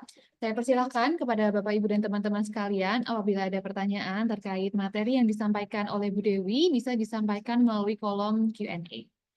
Nah, mungkin selagi menunggu pertanyaan dari teman-teman yang lain, Bu Dewi di sini ada pertanyaan dari Kak Ali Sadikin. Jadi, tadi mungkin masih berkaitan juga dengan materi yang disampaikan oleh Bu Dewi. Di sini, apabila di suatu daerah itu belum ada konsen tentang informasi geospasial, dan apakah memungkinkan diakomodir oleh pihak lain? Nah, ini mungkin berkaitan juga dengan perkumpulan OpenStreetMap Indonesia. Mungkin bisa dibantu jawab, Bu Dewi. Saya persilahkan. Oke, tentunya itu bisa, karena kita selama ini prosesnya sudah kurang lebih seperti itu ya. Jadi apabila kita kebetulan ada proyek pemetaan, misalkan contoh di Bali gitu ya, kita akan berkolaborasi dengan Universitas Udayana gitu. Jadi kita setiap tahunnya memang ada program University Roadshow di mana kita ingin keterlibatan banyak kampus-kampus di sini. Kita adakan capacity building, sosialisasi, pelatihan dengan OSM dengan harapan ketika ada proyek pemetaan baik dari pihak kampus maupun dari pihak kami, itu kita bisa saling berkolaborasi gitu. Jadi itu sangat dimungkinkan sekali karena memang kita pada dasarnya prinsipnya seperti itu gitu. Jadi kita ingin melakukan pelatihan dengan tujuan ketika kita ada proyek kita langsung mengkontak komunitas tersebut untuk melakukan field mapping atau remote mapping dan berkolaborasi langsung dengan komunitas yang ada di sana. Oke, baik. Terima kasih Bu Dewi atas jawaban dari pertanyaan Kak Alisa Dikin. Semoga bisa menjawab pertanyaannya. Kemudian kita lanjutkan lagi ke pertanyaan kedua di sini dari Kak Nurur. Jadi bagaimana cara OpenStreetMap untuk memvalidasi data-data partisipatif yang banyak dan beragam? Misalkan presisi citra yang digunakan sebagai base map untuk pemetaan kolaboratif. Mungkin bisa dibantu jawab Bu Dewi. Oke, terima kasih Mbak Nurur untuk pertanyaannya. Jadi bagaimana kita melakukan validasi di OpenStreetMap sendiri sudah ada alat validation tools baik di ID editor merupakan maupun di JOSM gitu ya. Jadi kita bisa melakukan validasi langsung terhadap data-data tersebut. Biasanya kita jika melakukan proyek pemetaan kita selalu mengencourage komunitas tersebut, kita mendorong agar ada salah satu orang atau pihak yang memang bisa menjamin datanya gitu ya. Misalkan contohnya tadi berkolaborasi dengan universitas gitu. Nah, nanti kita akan meminta beberapa orang yang memang sudah kita latih OpenStreetMap, kita latih quality data gitu ya. Karena memang itu sebenarnya nggak sulit gitu ya untuk menggunakan tools tersebut dan nantinya mereka bisa untuk sebagai QA atau quality assurance-nya. Itu untuk validasi di suatu tempat gitu ya. Nah, kemudian citranya sendiri itu sebenarnya ada memang beberapa pergeseran ya, tetapi itu bisa kita sesuaikan di dalam menggunakan editor OSM. Jadi biasanya ketika kita melakukan survei, kita akan meng-compare antara GPS dan imagery, tapi dalam kasus ini sebenarnya sangat sedikit sih. Maksudnya terjadi pergeseran citra yang sangat jauh, itu kasusnya hanya sedikit, hanya di beberapa lokasi saja. Dan kemudian pihak OSM sendiri juga memiliki validasi ya. Jadi mereka akan memeriksa keseluruhan data yang ada di dalam server OSM, di mana jika terjadi misalkan ada user gitu ya yang nggak sengaja menghapus atau misalkan karena ketidaktahuannya untuk menggunakan data untuk menambahkan data OSM seperti apa, tidak sengaja untuk mengedit. Nah, itu bisa di-revert changsetnya gitu. Jadi ada namanya revert changset, jadi dikembalikan changsetnya ke changset sebelumnya yang memang datanya itu sudah baik, seperti itu. Dan berikutnya adalah karena data OSM ini kan harus ditambahkannya oleh pengguna yang sudah terdaftar ya di dalam OSM. Jadi biasanya kita akan merujuk kepada email atau user tersebut untuk kita lakukan kontak. Jadi kita nggak langsung memperbaiki kalau memang dia dia melakukan banyak kesalahan gitu ya misalkan, itu akan kita kontak langsung dan akan kita ajak berdiskusi karena pemetaan partisipatif ini tidak hanya menambahkan, tidak hanya mendownload, tapi bagaimana kita berdiskusi dengan data tersebut. Karena banyak juga kasusnya misalkan kita menambahkan data-data masjid gitu atau data sekolah, ternyata orang lokal mengklaim, "Oh, ini namanya berbeda," gitu. Nah, kita melakukan diskusi di situ, di platform OSM itu dimungkinkan untuk melakukan tahapan diskusi terhadap suatu objek.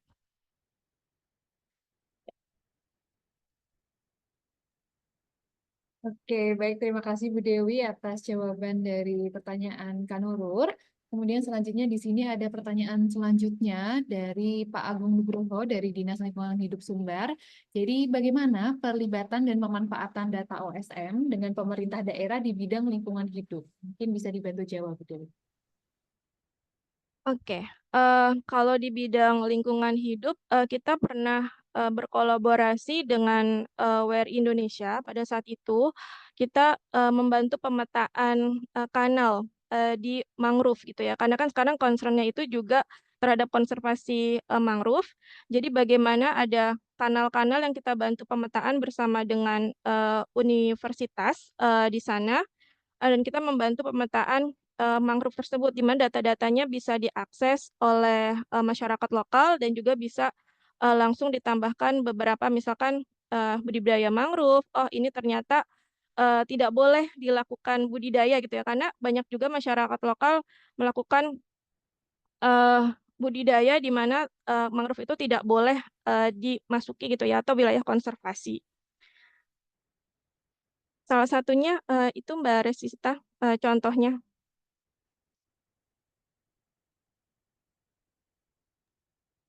Oke, baik. Terima kasih Bu Dewi atas jawaban dari pertanyaan Pak Agung Nugroho. Jadi memang ada beberapa data OSM yang bisa dimanfaatkan untuk bidang lingkungan hidup.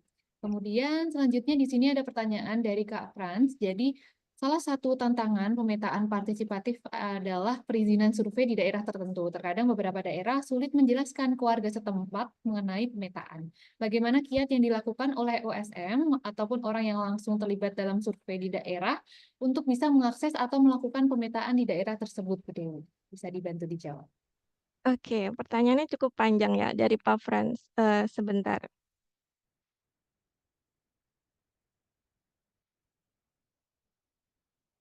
Oke, bagaimana kiat jika perizinan survei? Jadi kita bekerja sama jika kita ada proyek pemetaan gitu ya. Contohnya tadi SD4CP, kemudian ada juga pemetaan PDC, itu adalah pemetaan skala detail yang melibatkan masyarakat sampai kita memetakan batas RT RW di sana gitu. Nah, bagaimana kiatnya? Kita ada surat perizinan dari pihak pemerintah. Biasanya perizinannya itu ada dua. Jadi surat dari BNPB, dari pemerintah nasional, dan juga secara lokal nanti ada lagi surat dari BPBD setempat gitu. Dan juga eh, ada lagi sosialisasi kepada pihak lurah. Nah juga, jadi kita biasanya didampingi oleh pihak kelurahan gitu ya, staf kelurahan untuk melakukan survei di wilayah tersebut gitu. Jadi kita sangat mematuhi regulasi dan peraturan yang ada untuk supaya mudah masyarakat menerima kami dan juga bisa berkontribusi dalam pemetaan tersebut. Seperti itu Mbak Resita. Oke, baik. Terima kasih Bu Dewi atas pertanyaan dari Kak Frans. Kemudian di sini ada pertanyaan dari unit BIG dari Kak Danis Suara. Jadi izin bertanya, apakah OSM itu juga memiliki layanan geocoding termasuk fitur reverse geocoding? Tadi juga sempat dibahas oleh Bu Dewi, mungkin bisa dibantu jawab kembali.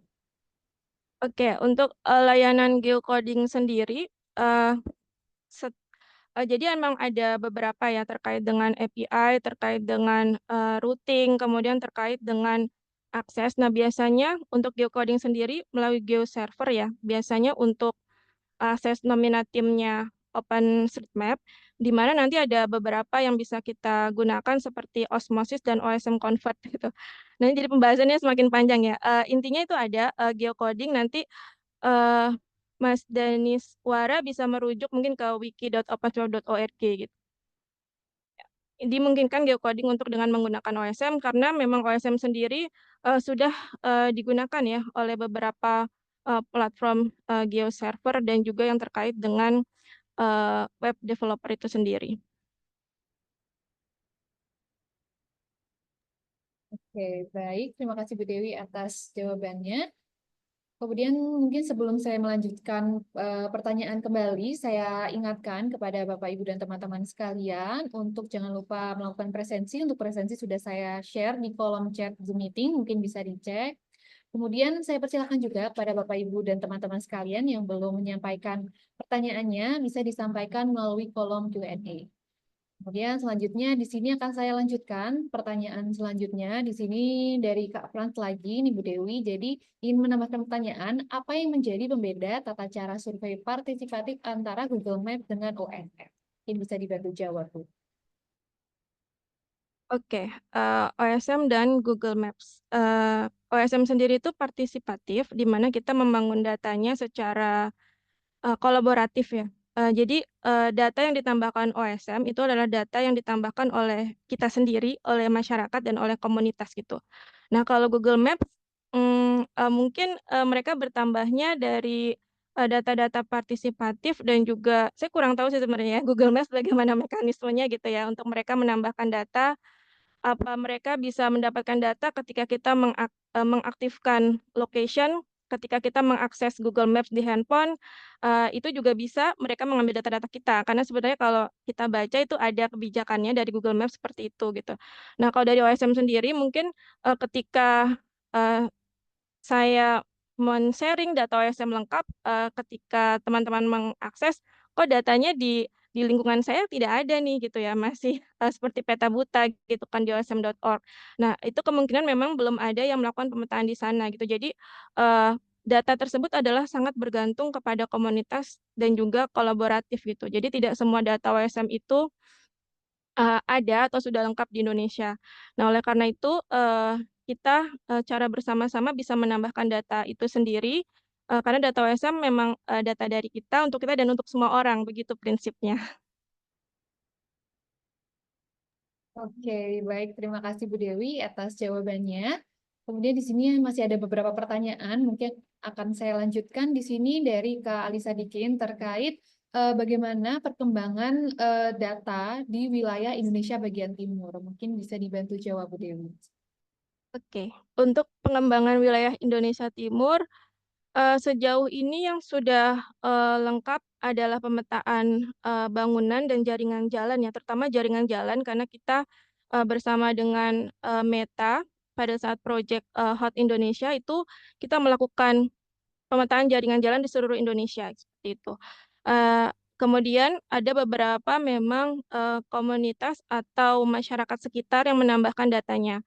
Di Indonesia Timur sendiri, memang perkembangannya masih ada di beberapa kabupaten kota saja gitu, jadi tidak seluruhnya. Karena itu merupakan tantangan kita juga ya, bahkan tantangan juga untuk BIG untuk bagaimana melakukan pemetaan secara detail. Ada di sekitar Dompu, Bima, kemudian ada juga di Kupang dan beberapa wilayah, di sekitar Pulau, eee, Lembata gitu ya. Nah, itu datanya sudah lengkap terutama di, Sulawesi Selatan, di Sulawesi itu kita juga banyak menjangkau komunitas, di sana. Nanti mungkin Bapak Ali Sadikin bisa berkolaboratif atau bisa diskusi dengan kami gitu ya, wilayah mana saja yang memang, masih menjadi potensi untuk, dilakukan pemetaan. Memang, kami menyadari juga masih banyak sekali ya, terutama di Indonesia, bagian timur yang memang harus, bersama-sama nih kita lakukan pengembangan data tersebut. Oke, baik. Terima kasih Bu Dewi atas jawaban dari pertanyaan dari Kak Alisa Dikin. Kemudian di sini ada pertanyaan dari Kak Luki Sutansyah dan juga Kak Eko Haryadi. Di sini ada dua pertanyaan yang berkesinambungan. Mungkin saya akan bantu gabungan. Jadi, apakah ada Baik. standar kualitas data pemetaan dan juga dari Kak Eko itu standar untuk partisipannya. Jadi, kalau Kak Luki itu terkait standar datanya dan dari Kak Eko itu partisipannya? Apakah ada syarat-syarat tertentu gitu? Mungkin bisa dibantu jawab. Oke, standar kualitas data pemetaan, di OSM sendiri sebenarnya itu, sudah ada referensinya ya. Jadi memang ada beberapa panduan, yang juga kami, sharing kepada rekan-rekan gitu ya, terutama di dalam modul atau dalam bentuk video maupun dalam pelatihan langsung. Misalkan bagaimana kita bisa mendigitasi bangunan, mendigitasi jaringan jalan, kemudian, bagaimana, untuk melakukan pemetaan, karena banyak beberapa user baru itu, misalkan, eee, sebutannya topologi ya kalau di ini, jadi menempel gitu. Jadi jaringan jalan dan bangunan saling bertumpuk, saling bertindih. Nah, itu kita ada panduannya, tersebut, di mana itu menjadi standar kualitas, data, bagi OSM sendiri gitu untuk datanya. Nah, biasanya itu kalau kita sudah mengakses tools-nya di dalam editor OSM, ketika kita mengaktifkan itu akan sudah ada gambarannya, mana saja data atau objek yang harus kita perbaiki gitu. Nanti sebutannya ada error dan warnings. Nah, itu adalah merupakan standar kualitas datanya, di mana itu, kami mensosialisasikan juga, harus sampai tidak ada gitu. Jadi, istilahnya tidak ada error gitu, karena error sendiri itu misalkan Eee, user kasusnya memang karena dia mapper baru ya, biasanya agak sulit untuk, mendigitasi, dari citra satelit gitu yang tampil. Nah, itu biasanya akan terjadi error, ketika kita mengakses itu, sangat mudah sekali untuk itu. Dan ada beberapa, standar kualitas, data lainnya yang ada di dalam OSM yang bisa, diakses itu oleh, user ya. Jadi standarnya seperti tadi saya sampaikan, juga yang kedua, biasanya kami memang ada misalkan pembuatan tasking manager ya untuk disaster response gitu. Jadi ada mapper yang memang dia masih tahap beginner itu untuk mendigitasi. Tapi ada juga user yang tahapannya sudah intermediate dan advance itu untuk mengkoreksi datanya gitu. Jadi ada beberapa tipe user yang ada dalam OSM. Jadi kalau misalkan rekan-rekan sudah berkontribusi lama, sudah memang paham mengenai bagaimana kita melakukan pemetaan, itu biasanya ada di level intermediate dan advance. Nah, kita bangun database tersebut, kita bagi, jadi kita bersama-sama saling mengkoreksi data tersebut. Oke, baik. Terima kasih Bu Dewi atas jawaban dari pertanyaan Kak Luki. Kemudian untuk syarat sebagai partisipan atau orang yang menambahkan datanya itu apakah ada syarat tertentu, Bu Dewi? Ini mungkin pertanyaan dari Kak Eko Haryadi. Mungkin bisa dibantu. Oke, syaratnya sebenarnya nggak terlalu sulit ya, karena OSM tadi adalah pemetaan partisipatif, pemetaan terbuka. Jadi syaratnya harus membuat akun di dalam osm.org, nanti panduannya cukup mudah di sana. Dan kedua, harus punya device gitu ya, misalkan laptop, komputer, dan koneksi internet tentunya ya. Karena untuk menambahkan data-datanya, mendigitasi, mengakses citra, itu kita membutuhkan koneksi internet sampai untuk menguploading datanya. Jadi syaratnya hanya itu, tidak perlu kita memiliki pengetahuan geografi di sini, karena yang penting ada local knowledge gitu. Jadi kita bisa mulai dari lokasi tempat tinggal kita, karena kita kan familiar ya, jadi nggak perlu survei, kita udah tahu nih, oh ini masjid namanya apa, sekolah apa, nama perumahannya apa. Intinya jangan mengupload data privacy, jadi jangan mengupload nama kakak gitu ya, nomor telepon, kecuali memang nomor rumah sakit gitu ya, memang itu kan diperlukan ya biasanya ya. Tidak boleh mengupload data-data bersifat privasi dan keamanan pertahanan negara. Nah, selain itu kita boleh mengupload data-datanya ke dalam OpenStreetMap. Oke, baik. Seperti itu ya dari pertanyaan Kak Eko Haryadi. Semoga bisa terjawab. Kemudian di sini masih ada dua pertanyaan, Ibu Dewi saya bacakan dari Kak Anissa Chandra. Jadi ingin bertanya terkait seberapa sering pembaruan data yang ada di OSM. Ini bisa dibantu jawab, Bu. Oke, karena OSM adalah pemetaan berbasis komunitas atau berbasis dari diri kita sendiri, jadi pembaruannya berbeda-beda ya di suatu tempat gitu. Nah, boleh kami sharing bahwa pembaruan itu sangat masif dilakukan di kota gitu. Jadi semakin datanya memang banyak yang mengakses, terutama di Jabodetabek ya, karena memang banyak yang sudah menelaah datanya, itu mereka akan semakin sering untuk dilakukan pembaharuan gitu. Tapi juga tidak dimungkinkan untuk di beberapa lokasi ya, untuk dilakukan itu sendiri, karena memang depend sekali sama proyek pemetaan di sana, sedang dilakukan pemanfaatan data atau tidak gitu. Karena penambahan data OSM sendiri tidak bergantung pada kami POI, tapi memang rekan-rekan bisa langsung membuat akun, kemudian menambahkan datanya. Tapi pembaruan tersebut nanti bisa diakses di osm.org, nanti ada history, nah nanti di situ akan tahu detail kapan ditambahkan, siapa usernya, mereka sedang menambahkan fitur apa saja di dalam OSM, itu sangat lengkap sekali untuk OSM history pada satu objek. Oke, Seperti itu. baik, terima kasih Bu Dewi atas jawabannya. Kemudian selanjutnya di sini ada pertanyaan dari Kak Beni Fernando terkait validasi spasial seperti apa yang dilakukan terkait ketersediaan data yang berbeda-beda antar instansi. Seperti itu Bu Dewi. Oke, terima kasih Pak Beni untuk pertanyaannya.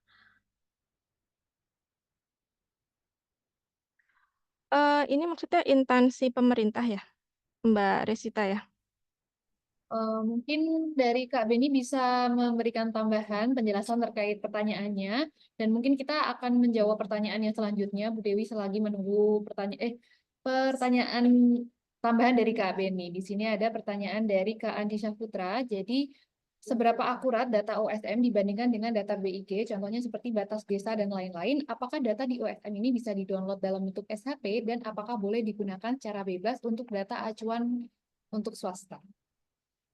Oke, seberapa akurat dibandingkan data BIG, seperti tadi saya sampaikan sebelumnya, itu sangat bergantung sekali terhadap atribut data ya, dan juga titik koordinat gitu.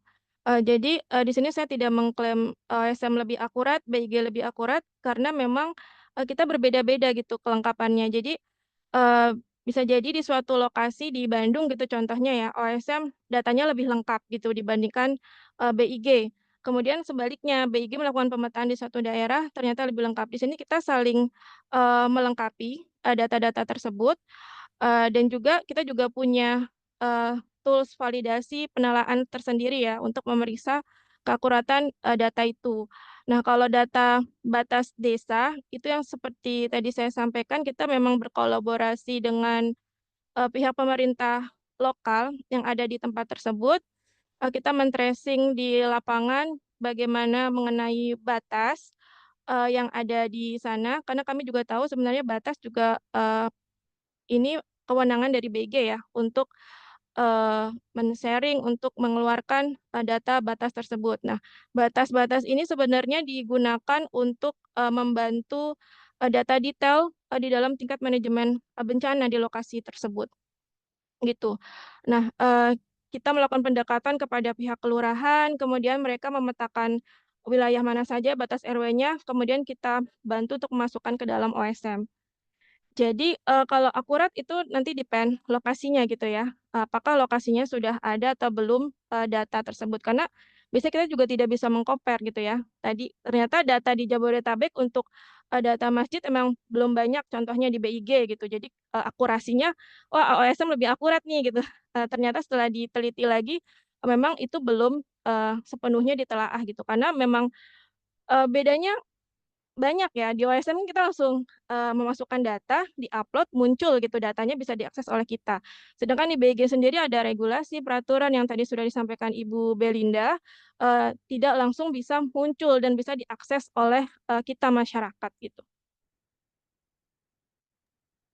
Oke, terima kasih Bu Dewi atas jawaban dari pertanyaan Kak Andi Saputra. Kemudian di sini ada penjelasan lanjutan terkait pertanyaan dari Kak Beni Fernando tadi terkait validasi spasial seperti apa yang dilakukan terkait ketersediaan data yang berbeda antar instansi wilayah Bu yang dimaksud.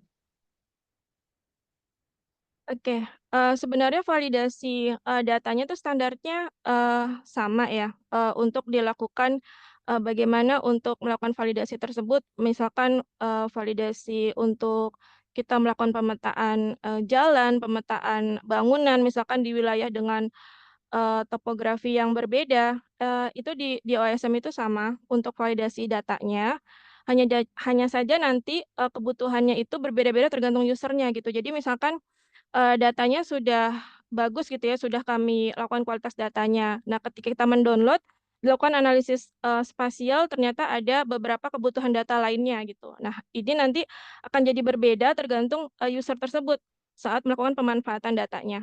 Tapi untuk standar bagaimana melakukan validasi, itu acuannya sama di OpenStreetMap. Oke, baik. Terima kasih Bu Dewi. Seperti itu, Pak Beni Fernando terkait jawaban dari pertanyaannya.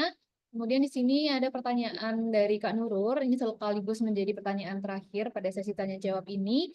Itu terkait OpenStreetMap ini kan sebenarnya berskala internasional. Untuk POI sendiri, apakah memiliki database yang sama atau terpusat secara global, atau memiliki database sendiri di Indonesia, Bu Dewi? Oke, terima kasih Mbak Nurul pertanyaannya. Jadi OSM di Indonesia masih menggunakan server secara global, karena memang datanya yang sangat cukup masif dan terus bertambah. Jadi kita memang belum mampu untuk memfasilitasi server OSM itu sendiri ya di Indonesia. Jadi kita masih menggunakan server secara global. Jadi jika terjadi suatu kendala atau misalkan ada update, itu kita akan berkoordinasi oleh pihak OpenStreetMap foundation itu sendiri, gitu. Oke, terima kasih Bu Dewi atas jawaban dari pertanyaan dari Kak Nurul. Baik, Bapak Ibu sekalian, pertanyaan dari Kak Nurul tadi sekaligus menjadi pertanyaan terakhir penutup dari sesi diskusi dan tanya jawab. Saya ucapkan terima kasih kepada Bu Dewi yang telah menjawab pertanyaan dari para peserta. Kemudian juga saya ucapkan terima kasih kepada Bapak Ibu dan teman-teman sekalian yang sudah aktif berdiskusi dan bertanya pada sesi tanya jawab. Dan untuk agenda selanjutnya, kita akan menutup webinar kita pada siang sampai sore hari ini. Saya izin share screen kembali. Jadi pada webinar siang hari ini kita telah belajar terkait manajemen data nasional. Tadi dari pihak BIG juga sudah mention terkait data spasial nasional ini diseragamkan dan disatukan dalam suatu akses bernama OneMap dan juga terdapat beberapa standar dalam melakukan manajemen data spasial yang kompleks.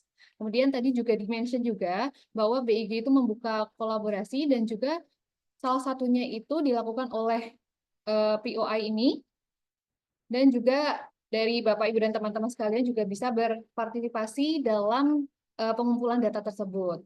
Kemudian tadi di-mention bahwa suatu data yang kompleks oleh BIG itu terdapat suatu peraturan atau standar, dan standar tersebut dikeluarkan resmi oleh BIG. Nah, kemudian apabila dari Bapak, Ibu, dan teman-teman tertarik untuk mengikuti atau belajar terkait manajemen data spasial, di sini bulan ini GeoAccess Indonesia itu mengadakan suatu pelatihan terkait bagaimana manajemen data spasial yang berskala besar. Nah, nanti mungkin apabila Bapak, Ibu, dan teman-teman tertarik, nanti bisa cek Instagram kami. Di situ juga ada penjelasan terkait pelatihan tersebut. Kurang lebih seperti itu.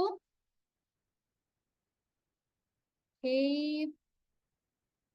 Baik, Bapak, Ibu, dan teman-teman sekalian, kita akan menutup webinar kita pada siang hari ini. Saya ucapkan terima kasih banyak kepada Bu Dewi dari Perkumpulan OpenStreetMap Indonesia, kemudian ada Bu Belinda juga dari Badan Informasi Geospasial. Saya ucapkan juga terima kasih kepada Bapak, Ibu, dan teman-teman sekalian yang sudah join ke Zoom meeting webinar pada siang hari ini. Saya selaku moderator pamit undur diri. Apabila ada salah kata maupun perkataan mohon dimaafkan. Sampai berjumpa lagi di webinar seri selanjutnya. Terima kasih, selamat siang.